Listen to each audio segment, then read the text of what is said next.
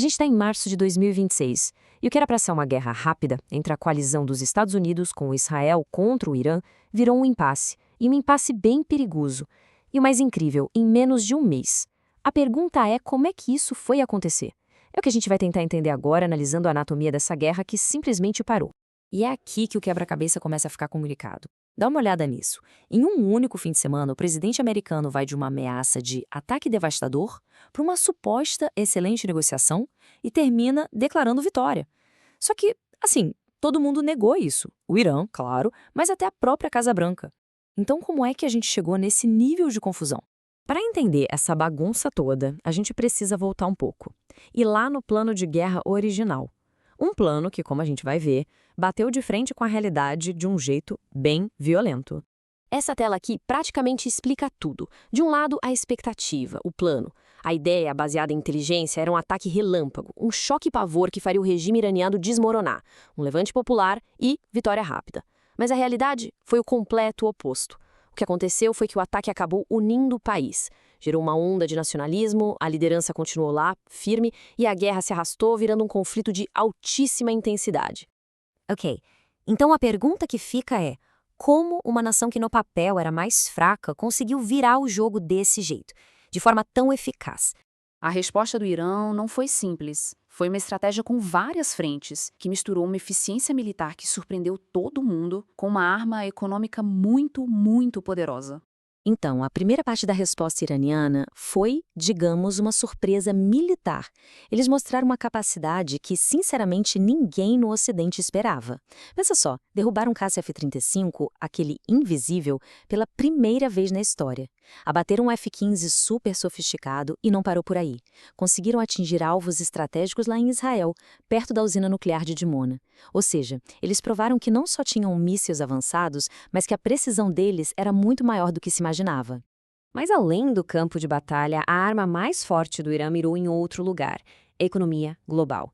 E tudo começa com esse número aí, 20%. Essa é a fatia de todo o petróleo do mundo que passa por um único lugar no mapa. Esse lugar é o Estreito de Hormuz. Ao controlar essa passagem super estreita, o Irã ganhou o poder de, na prática, sufocar as economias ocidentais. Eles simplesmente fecharam a passagem para os países aliados dos Estados Unidos e de Israel, o que causou um choque imediato no mundo todo. Petróleo e inflação, lá para cima. E como se não bastasse, a ameaça econômica dobrou de tamanho, porque um segundo ponto de estrangulamento, o Estreito de Bab el-Mandeb, também entrou na mira dos aliados do Irã, os Houthis, lá no Iêmen. E aí a gente chega no número final, que é o que realmente importa, 32%. Juntando esses dois pontos, Hormuz e Bab el-Mandeb, você tem controle sobre quase 1/3 de todo o petróleo que viaja pelo mar no mundo. E essa foi a grande arma do Irã, uma alavancagem estratégica gigantesca que podia, sim, colocar as economias do Ocidente de joelhos. Mas esse fracasso estratégico todo não foi só sobre subestimar o poder militar do outro. A raiz do problema é muito mais profunda. É um ponto cego cultural e histórico. Um conceito que ajuda muito a entender esse erro é o de orientalismo, do intelectual Eduard Said. É basicamente a tendência que o Ocidente tem de enxergar o Oriente como inferior, como atrasado. E essa visão leva a uns erros de cálculo que são, francamente, inacreditáveis. E isso nos leva, talvez, ao coração do problema. É um choque total de visão de mundo. Para a coalizão EU e Israel, essa era uma guerra, digamos, pragmática. Uma questão de negócios, de vantagem geopolítica. Mas para o Irã, para eles a história era completamente outra. Era uma guerra existencial.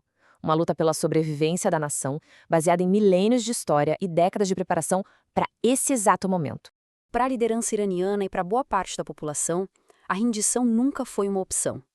Porque, na cabeça deles, a derrota significaria o fim do país, a fragmentação, a destruição. Eles estavam lutando uma guerra existencial, dispostos a ir até o fim. E é exatamente esse choque de estratégias, de visões de mundo, que criou esse impasse perigosíssimo. Uma situação onde simplesmente não existe uma saída fácil para ninguém. Enquanto a guerra não manda e a economia começa a pesar no bolso das pessoas, a popularidade do presidente Trump, claro, despencou. E isso aumenta a pressão para que ele encontre uma saída, de preferência antes das eleições de meio de mandato, em novembro.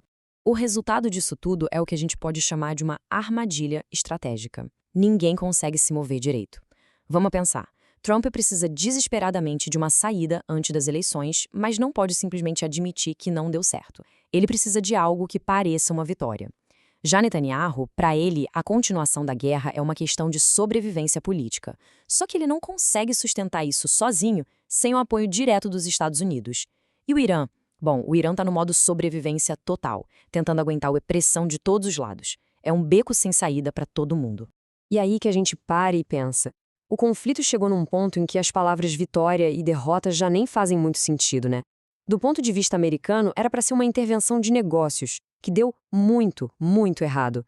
Mas para o Irã, o simples fato de ainda estar de pé, de ter sobrevivido, isso já é uma vitória. O mundo todo fica nesse fio da navalha. E a pergunta que fica no ar é justamente essa. Numa guerra de sobrevivência, o que é vencer, afinal? O que significa ganhar quando cada lado está jogando um jogo com regras completamente diferentes?